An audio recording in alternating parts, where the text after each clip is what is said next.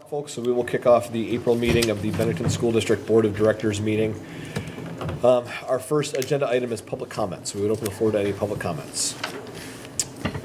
And seeing none, our second agenda item is to move into executive session. And we actually have three sort of categories of executive session we're moving into this evening, hopefully. The first is pursuant to Vermont Statutes Annotated 313A1E, which is to discuss, quote, pending or probable civil litigation or a prosecution to which the body public is or may be a party. The second is 313A1F, which allows us to discuss, quote, confidential attorney-client communications made for the purpose of providing professional legal services to the body. And the third category is 313A3, quote, the appointment or employment of or evaluation of a public officer or employee, provided that the public body shall make a final decision to hire or appoint a public officer or employee in an open meeting and shall explain the reasons for its final decision during the open meeting. So could I have a motion to move into executive session? Thank you, Meredith. Could I have a second, please? Thank you. Was that Jody? Thank you, Chayla. Any discussion? Hearing none, all those in favor of moving into executive session, please say aye. Aye. Any opposed? Any abstentions? And we are in executive session. All those in favor, please say aye. Aye. Any opposed? Any abstentions? Great, we are out of executive session. Moving on to agenda item 3, the consent agenda. Jody, I believe you had some things to say about the consent agenda. Please. Thank you. So, we need a correction to the minutes, Mr. Bump, on page 2, line 17. Could you please, I'm so sorry, on the minutes from the March 13th special meeting. If you could omit Dobson and put in Hudson. It's so easy. So sorry about that. And then continue throughout. On page 2, line 17. Oh, I only caught it once. To omit Dobson, put in Hudson, and then just continue throughout. I think it's only one or two other times that I saw that. Sorry, apologies for that. And on page 5, line 22, Chris, if you can help me remember, it says after a brief discussion, and it's talking about committee assignments. Yes. I just wanted us to note for the record about our discussion about having some clear communication about time and place of meetings for new committee members. Yes. And I'm not, if you could help me with that wording. Sure, Richard, if you could have the, add to the minutes something along the lines of the chair requested, well, let me think now. Words to the effect that the chair had requested to ensure that all committee members receive due notice from the chairs of their committee assignments. Because Jody was selected to serve on committees, on a hiring committee, and had not earlier been contacted, which limited her ability to perform on that committee.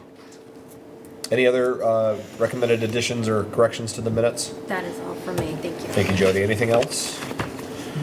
So the other items on the consent agenda, the minutes from both the floor meeting of March 4th and the special meeting of the 13th. There were warrants that were enclosed, 2 resignations, one from Ms. Minkowski, the music teacher at Molly and Monuments, and from Catherine Stevens, the 2nd grade Molly teacher. And that was it for the consent agenda. So all those in favor of approving the consent agenda with the corrections that Jody had pointed out, please signify by saying aye. Aye. Any opposed? Any abstentions? And the consent agenda passes. Thank you. Moving on to agenda item 4, the treasurer's report, which was enclosed. And then there was also the Tim Mcfadden Memorial donation. And as we were discussing earlier, Mr. Mcfadden was a teacher here at Molly Stark, a science teacher for a long time. Well respected, and we received a letter from Dr. Abbott asking us to accept an $850 donation in honor of Mr. Mcfadden to support the science curriculum at Molly specifically. In quote, in hopes that it may be used to create raised bed gardens. So, could I please have a motion to accept this $850 donation, please? So moved. I heard that from Meredith and Shayla, first and second. Any discussion on accepting this donation? Can I please write a thank you letter? Sure. Can we? So let's accept it first, and then we'll ask the clerk to say thank you for it. All those in favor of accepting the donation, please signify by saying aye. Aye. Any opposed? Any abstentions? None heard, so the motion passes. We will accept the donation. And can I please have a motion to empower our clerk to write a thank you note to Dr. Abbott's for this donation? So moved. Thank you, Chayla. Can I have a second, please? Second. Thank you, Meredith. Any discussion? Hearing none. All those in favor of empowering our clerk to write a thank you note, please signify by saying aye. Aye. Any opposed? Any abstentions? And it passes. Thank you very much. Moving on to committees, the SVSU committee. So Chayla or Dan, would either of you like to speak to SVSU, please? Yeah, we kind of just reorganized and no major topics. The new director of curriculum was introduced, Ms. Senecal. What's her first name, Jim? Melissa? Melissa Senecal, so. And she just introduced herself, and we nominated Dick France as the chair, but he was not there, so we're waiting to hear if he accepts. And then vice chair Leon Johnson. Leon was put in place. And did we do a clerk? We did. Oh, you. Unfortunately. Dan is our clerk for SVSU. No one else Congratulations. would accept the nomination. I think what you mean to say was you were very qualified, and that's why they picked you. I think that's what you meant to say. Yeah, but Dan won't be doing it after June. I know, it's only have three. And that was my months. I question, figured I like could what make it. happens at this point? So we're still gonna go on for a little while, so, Okay, anything else from the SVSU? no, All right. it's a super short meeting. Great, thank you both. Meredith, do you have a food advisory committee report, please? We've met twice since I reported on it. We met on January 17th and on March 21st, so I'll back up to January 17th. We're looking to recruit more people to the food service committee, looking for input from parents and community, and even students are welcome to come to the meeting. If you're interested, you can reach out to Maureen O'Neill at the middle school, and she's looking for people to give input. Participation in the food program is doing really well. I have a lot of very specific numbers. Overall, it's doing steady, with the exception of Bennell for breakfast is down 20% since last year. And so they were going to look into what was creating that problem, because there's definitely a need there. Moving on to March 21st, we talked about some additional numbers. They're talking about summer meal locations, and they had really interesting numbers that I never realized, that during the summer they have over 25 sites that they host, and they serve about 32,000 free meals throughout the summer, which I had no idea it was that big. Their goal for summer 2019 is 40,000 free meals, and they're looking for additional sites to host free meal location pickup. Again, we talked about Bennell being low for participation. It's down not quite 20%. Another big thing we talked about, and this was something that until I had gotten on the committee I didn't realize, so I'm trying to help them put the information out there, that the community eligibility provision done by the federal government, by the USDA, is what allows us to have the free meal program. And in order to participate in this program and have it be effective, they need to have a data pool that they can draw from. And so every year, at the end of the summer, when you get all of the forms for your student to sign them up for school, there's one in there that specifically asks for your household income. And I had, for years, thrown it out because my family didn't qualify for any kind of free food, so I threw it out, not realizing that it goes toward a program and it's a data collection service, and they really need the numbers. So this year, I'm hoping the Bennington Banner can say a little something extra about the community eligibility provision and making sure that parents fill it out. It will go to central office, and it will help them work toward getting the database uploaded as completely as they possibly can. So you'll see that come in the mail somewhere in the July, August, September range. I can't remember what dates she said. But beyond that, that was about it. I have a question. I might have an answer. Does not having higher income income, other than so-called poverty income, not having it, does that skew the results of the data? I wondered that too, and it's not, apparently. Apparently what they need to know is if you have, just as a round number, if you have 100 students in a school, they want 100 bits of information regarding those students and their income so that they can map it properly. Right, but I don't believe so, no. if only people who are eligible turn it in, then we have almost like 90% of eligibility. Whereas if, So this is where you're getting into questions I don't necessarily have the answer to, but one of the things they did speak to is they look at lots of pieces of data having to do with who's drawing from Medicaid, who is also getting services. So there's a lot of data that so feeds they into can it. cross-reference it. Yeah, so that's going to be coming out at the end of the summer for parents. I just wondered, if it would kick us in the, No, I don't think it would disqualify us, but I think there really is, they need to have more participation. They need to get that number as high as they can. So that's all I've got. for Derek to write about. Yeah, well, we talked about that. We also talked about the fact that as a parent myself, with my kids going to a small school, that was private information that I did not want our school secretary to have, which all the more made me throw it out. I said, if this is actually going to central office, to a database, and it has nothing to do with, do I see you in the grocery store sort of a thing, that's very different. And so they really do need the information, and they need it accurate, and they need it submitted annually, unfortunately. So it's not like if you have a student in the district, you fill it out once, and it's one and done. It needs to be filled out and sent in every single year. Meredith, can you speak a little bit more about the opportunities for other people to participate in the committee? So you reach out to Maureen O'Neill at the middle school. She's in charge of our Abbey Group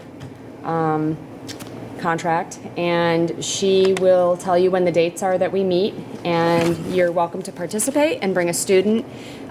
They're looking for kids to give feedback on, do you like the pizza dough? Do you like our cookies? What can we do better? What can we do differently? So it really is pretty open to the community. How do you contact her? You would have to go on the middle. I don't know her number. You'd have to go on the middle. You could also- You could svsu.org. contact our office too, and we could connect you to her. I Yeah, think it's 447-7541, yeah. middle school, For SVSU or for middle school? for the middle school. For the middle school. Yep. Okay, great, thank you. Any other questions for Meredith? Turning to Jackie Prue, any updates on the ESP negotiations? Right now, we're on hold until middle of April. Okay. After, the fact finder comes back Yeah. down for I think we're looking at the a teachers, and then we'll have a meeting. possible date of May 1st for mediation. We're just, we would like to just talk about salary. They want to talk about benefits and other language, but we want this to be a one-year contract. Right, okay. So the idea of simply kind of renewing it isn't flying? Not unless we come to what they want. Okay, all right. Okay, any questions for Jackie? Okay. Then moving on to agenda item 6, policies. We had slated a discussion of the immunization policy, 5110. So 5110 in a large way mirrors Vermont statutes. For me, the interesting bit was the exemptions that are allowed, both according to our policy and according to state statute. We allow for medical exemptions, we allow for religious exemptions, as does the state. The state no longer provides for philosophical exemptions, which, personal opinion, that makes sense. Just in reading about the idea of exemptions, medical exemptions seem pretty easily understood. I always had a question about religious exemptions, so just going online and researching things online and trying to find it, I found there was no clear answer as to which sort of established or mainstream religions or forbid immunization of children. I found one kind of thread of commentary about anti-vaxxers. I don't know if that's a pejorative. I mean it as a pejorative. Parents who choose not to vaccinate their children, kind of signing on to what appears to be a religion created solely to allow for religious exemption to vaccinations. Christian Scientist. Christian Scientist, yep, that was one. So That's about the only one I know. So, I guess that's a bit that I would like I'd like this board to discuss a little bit, and then I would also open the floor to anyone else who saw elements of this policy that they wanted to discuss.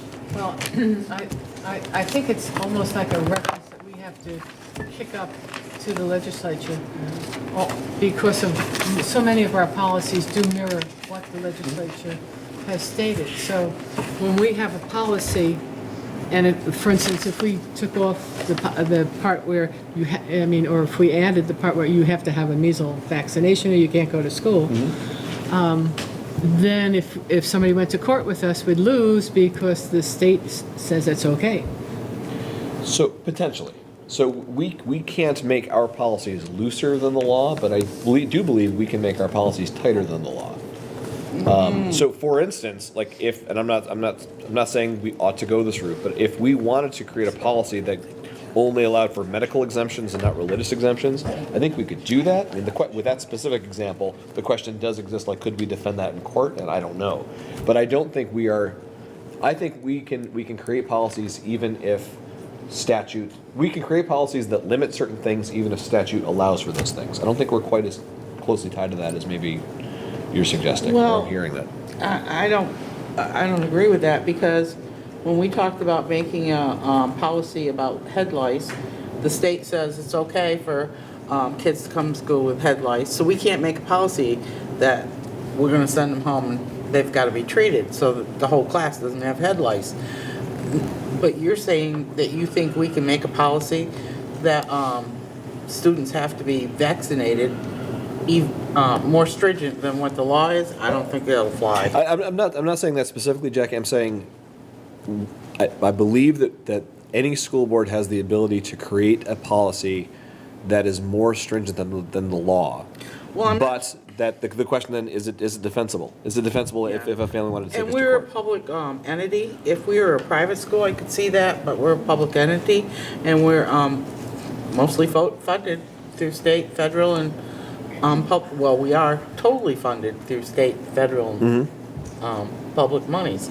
I don't think we can supersede the law. So how do we do things? So when we have policies where there is no touchstone in law, how do we defend those policies? I think we defend them because Lawyers make them. That's why. So right, so not every policy of ours has its counterpart in statute, and so and maybe this is just more of an academic conversation. Certainly, it goes beyond what the immunization policy reads. So maybe we ought to steer it back to the immunization policy. Any other questions about any other points of this that folks wanted to discuss tonight? Yes, I'd like to Excuse me. draft some type of a letter to our legislators, asking them to review the policy at the state level, and in light of the recent outbreaks with the measles, number one, and this isn't the first year it happened. Last year it happened in Rutland. And so I think there needs to be some type of review. And But just to clarify, the only people catching the measles, the only children catching the measles in the schools are the ones who didn't have their MMR.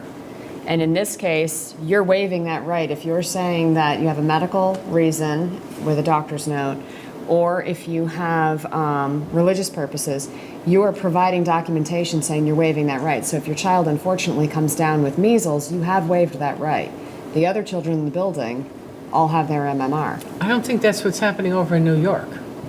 I think the ones that are catching measles are the can't get vaccinated. They're the younger. They're the ones that students. haven't They're the younger ever children. been vaccinated, or their parents turned it down, what have you. I haven't heard. Or if And the situation is, the people that are at risk are the ones that aren't eligible to get the vaccination yet. So those who are catching it are potentially delivering it to those so who, children under 3 or children whatever under, the age is, I don't know. They get their MMR vaccine very young.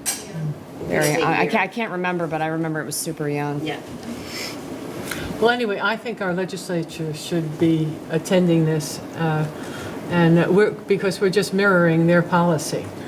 So if we want to change the policy, I think we need to have give them a heads up and say, what's up with this? How do we do this?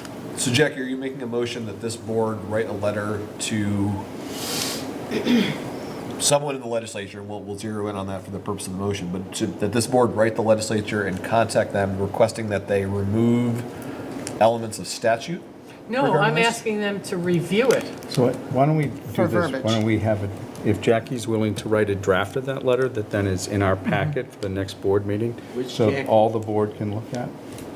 Which Jackie? Jackie, He Jackie looked- Keller. he looked I'm right. sorry. No, since she Yes, brought the issue that's a forward, good so if you idea. draft a Okay. letter that then goes in the packet so all board members could then see before they voted on it. so Jackie Kelly, are you willing to do I that? almost think Yes. that that might Great, be a thank letter you. for the health department versus legislature. Okay, well, Jackie, why don't you write up?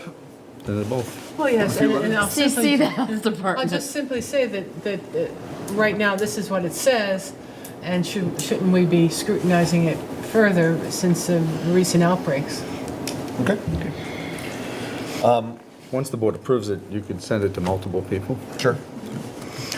We could send it to multiple people.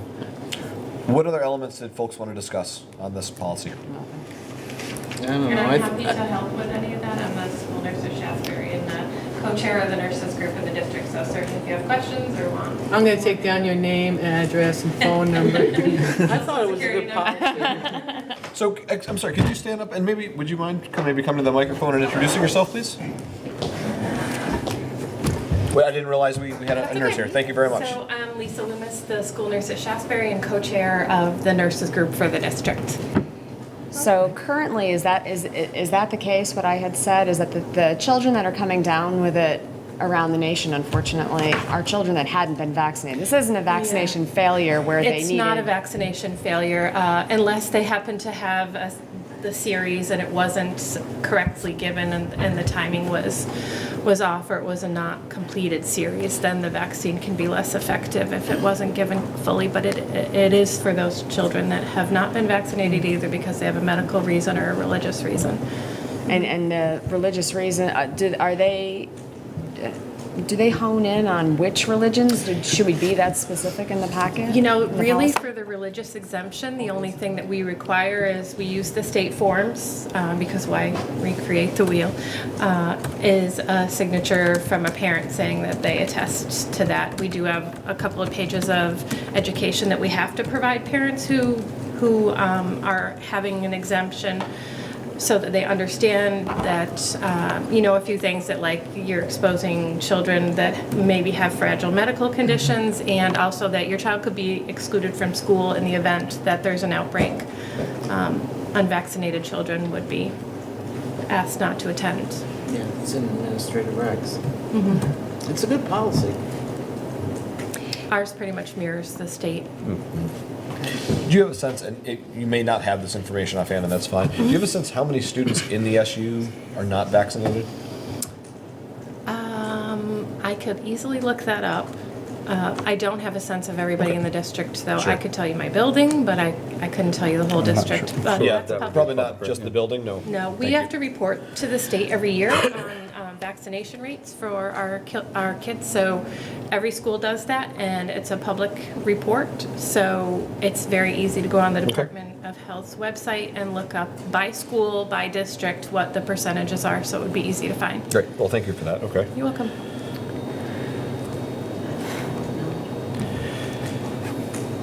Is there, I'm sorry, you said you're the co-chair of the nurses department? The nurses group. Group, I just can't read my own writing, group, okay.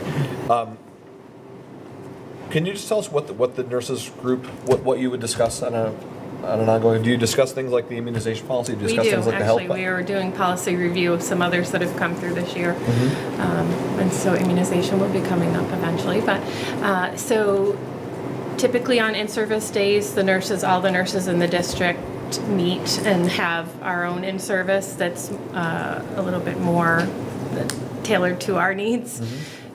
Where we look at policy reviews, we look at potential new policies, any issues within the district, any technology needs, lots of topics related to, but specifically related to nursing. Okay. Great. Thank you. Thank you very much. Any other questions for Ms. Loomis? Any other discussion about the immunization policy? Okay, great. Thank you so much for coming Thank you. tonight. Yeah, thank you. Appreciate it. So the other two agendas, we have two agendas to adopt. The first is 5016, the proficiency-based graduation requirements, which we warned on January 2nd. So could I please have a motion to approve 5016, please? So moved. Thank you, Dan. Could I have a second? Second. Thank you, Chayla. Any discussion about approving 5016? Excuse me. Hearing none, all those in favor of adopting policy 5016, please signify by saying aye. Aye. Any opposed? Any abstentions? Hearing none, and it is adopted.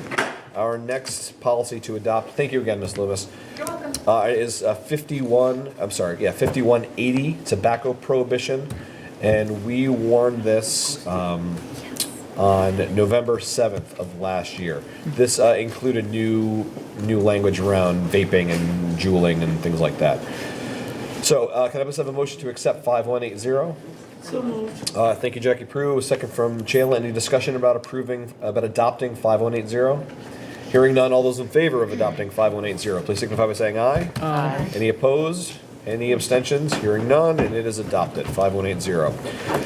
Educational matters would usually be spoken to by our building principals, but when we scheduled tonight's meeting, we did not take into account that tonight is parent-teacher conference nights in all of our elementary schools. So we will be bypassing number 7, which brings us to number 8, the superintendent's report. Superintendent Culkeen, the floor is yours. Good evening. First thing I wanted to let the BSD board know, we, at your last meeting, you agreed to a 1-year lease with the central office property, which is owned by the BSD board, and the SU signed at the last meeting. At the April meeting, we are going to be discussing with the SU board, and since you're our landlord, we wanted to let you know we're going to be discussing future use of that building. We're going to be asking the SU board to approve us expending some funds for engineering services to look at the building and not to exceed $10,000. I don't think it'll be that much, to do preliminary studies of how we can have another use for that building, another life, continue the life of that building. I know that one of the thoughts we're looking at was a expansion of On Point and the STEP programs, maybe at a different grade level than what's at Congress Street, or breaking up different grade levels, separating them, so that.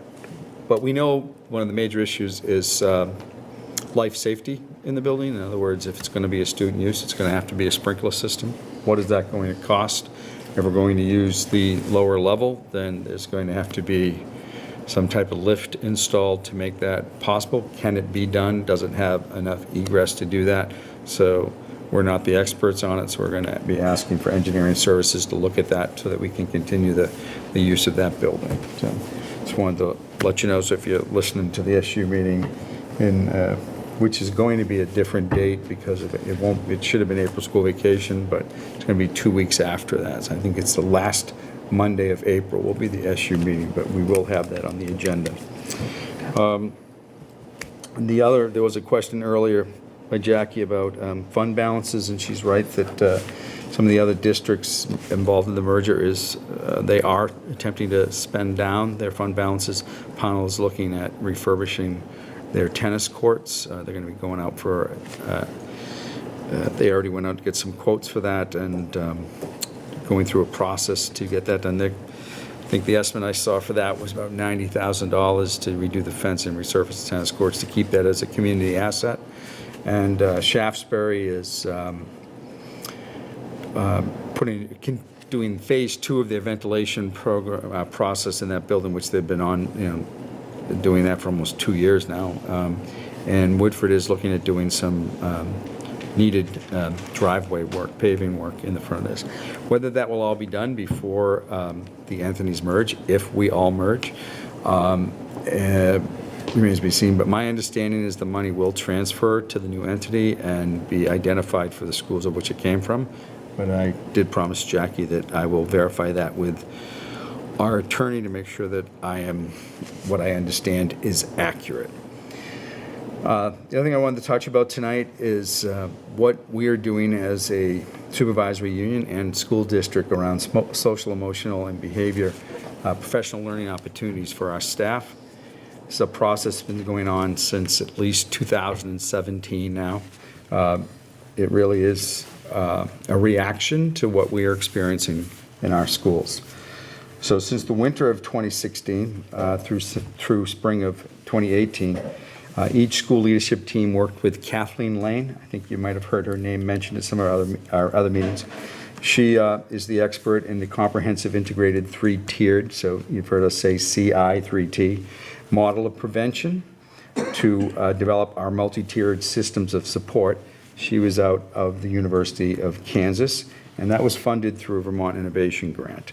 So that process has, I wouldn't say terminated, but we've completed that process with, Kathleen Lane is not directly working with us anymore.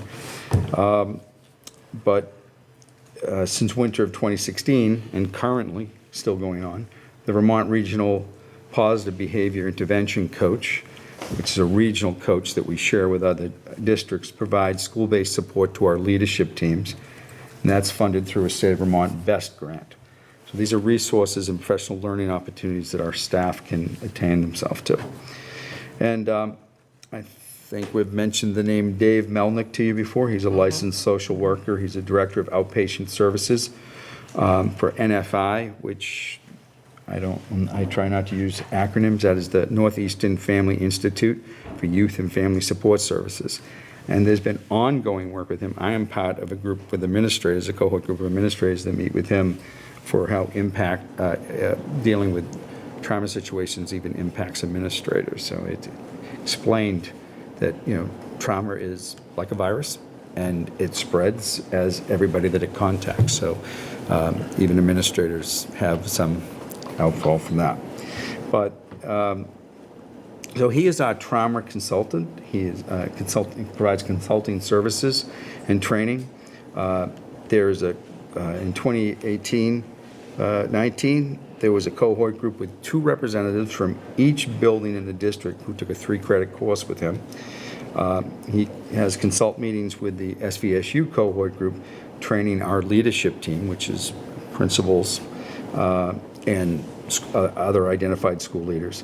It all started, I should back up, he started by first doing site visits of all our schools to troubleshoot specific situations in all our buildings.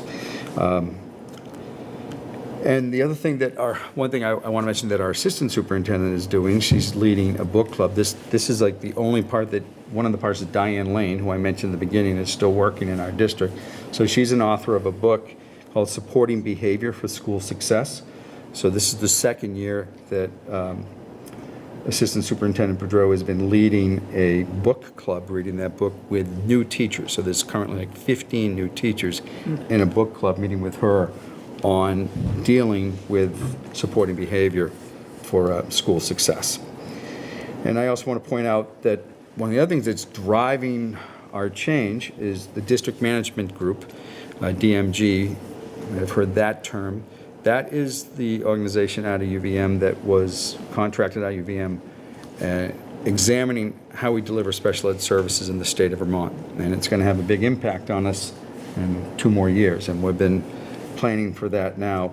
But really the premise of it is to ensure that learners who struggle receive all instruction from highly skilled teachers, provide students with more intensive support, and specialized instruction from skilled and trained experts. So there's a lot of, some of this training that's going on is to help our staff be able to deal with what they're experiencing in classrooms. That DMG report is one of the things that led to the creation of pod programs. There's a pod program here at Molly Stark, and that consists of like a special ed teacher that supports that classroom teacher, a reading specialist, a math coach, an interventionist, all circling into that classroom, offering support and professional learning to our staff. Additionally, this winter, and you heard it, because you were all part of that, the SU hired their first social, emotional, and behavior coach to support Tier 1 instruction. So the work includes, meeting with the school leadership teams, PBIS teams, and classroom coaching support. I acknowledge that one is a start, it's a beginning, it is not enough. But to this board's credit, you recognized what our principals asked for and our administration asked for, and we are going to have 2 trauma-sensitive classrooms, one K2, one 3 through 5, starting next school year. That'll be staffed by certified teachers specializing in social, emotional, and trauma strategies, and that we're using Medicaid funds and local budget to do that. There also is, this started this spring, functional behavior assessments and behavior support plans, which is, we look at what are the challenges students or classrooms or staff are having, and in developing effective behavior supports that can be used in that classroom. There's 23 participants district-wide right now in this training for doing functional behavior assessments and developing behavior support plans. You have a special education teacher from Bennington Elementary participating and 1 student support staff member. Here at Molly Stark, there are 4 special education teachers undergoing that training, and from Monument, 1 counselor and 1 student support staff member. And that is being funded from special education funds. I mentioned future work. I mentioned one piece of it, the trauma-sensitive classrooms, but the other piece that, you know, this board or the successor board will be hearing about is the addition of SVSU mental health staff. Currently don't have that to support schools in Tier 2 and Tier 3 programming. And that may not be SVSU staff, it may be us developing partnerships with our community partners to help us provide those services in our schools. So we're recognizing the challenges. This is kind of like an overview of what the SU has been doing to orchestrate professional learning for our staff so they can be prepared for what they're dealing with in our classrooms. Thank you. Any questions for Superintendent Colquhoun? Jim, do you have a sense, what are some of the other districts that are going to be joined with us in the SVU ESD? How are they approaching trauma-informed classrooms? So Arlington is the district that will be joining us. I have not met with them yet. We're waiting to know who the SU chair is, and they have requested a meeting with us. So once I get a confirmation that Dick France will be the SU chair, then we will have a meeting with the Arlington chair, the Arlington superintendent, and myself to begin talking about our differences and where we can integrate, where it's going to be difficult for us to integrate. I mean, there's some obvious things like, you know, they have a separate teacher's contract, Right. different bus transportation. I believe their cafeteria workers are their employees, where ours are members of the IB group. So those are some of the obvious differences we need to work out. So, but special ed services there will come through the SU, so that it's going to require some coordination. And I should be pointing, you know, behavior, social, emotional, and behavior support is not necessarily special education. There are plenty of students who are not on IEPs who have that. So there's going to be a lot of discussions and meetings I anticipate as we begin to bring this merger together by 2021. Yeah. In terms of the other elementary districts that are already in the SU, what are their approaches to trauma-informed classrooms? They are this training most of this training that I talked about is SU-wide. Okay. So they're teachers from those districts. They're certainly meeting with. They're part of the Dave Melnick cohort group. They went through Kathleen Lane training. So it is a SU initiative, not limited to just BST. Okay, so all the elementary school buildings that are going to be coming in under the new unified elementary district, there's parity amongst those schools in this regard. Right. Okay, great. Any other questions? Different challenges, but Sure, different challenges, of course, but the same approach and the same resources that are being offered here at BSD. Great. Okay. Any other questions? Super. Moving on to the chair report. Just a few quick words about the upcoming merger. that is going to be happening. So elections for board members for the SVU ESD, that's the Southwest Vermont Union Elementary School District, are on April 24th, and one of the first pieces of business may very well be to select a new name for that district. But again, that's April 24th. Excuse me, each of the elementary districts that will be part of that. 23rd. April 23rd, thank you, April 23rd. Each of the, yeah, vote early, vote often, that kind of thing. April 23rd, thank you, 7 Jim. p.m. Right, 7 in the Didn't sound afternoon. right, I'm like, So there are 2 seats from each of the member boards going into that. Almost all of those seats are, have people running unopposed. The only contested race is in Pownell, I believe, where there are One panel race. Yeah, Yes. one of the 2 Pownell seats is running. There's a contest there, so hopefully the folks in Pownell will ask our friends at CATTB to initiate some sort of candidate forum, because that would be helpful. I think that's been helpful in the past. And we are still a go for July 1, so that will be the start of that. So we know that there's a Senate bill and a House bill that are in committee trying to iron out the differences, and we really don't know what's going to come out of that. don't have a thing. Yeah. Yeah. So which it could be nothing. Could be absolutely nothing comes from that. So nothing else on the chair report. And that brings us to number 10, which is our final agenda item, FYI, which is the SVSU student enrollment, which was enclosed in the package, and the budget status report for April, which was also enclosed. So as that exhausts our posted agenda, I would ask for a motion to adjourn this meeting. Thank you, Jack Crew. Could I have a second, please? Second. Thank you, Meredith. Any discussion about closing and adjourning this meeting? Hearing none, all those in favor of adjourning the April meeting, please signify by saying aye. Aye. Any opposed? Any abstentions? We are adjourned. Thank you.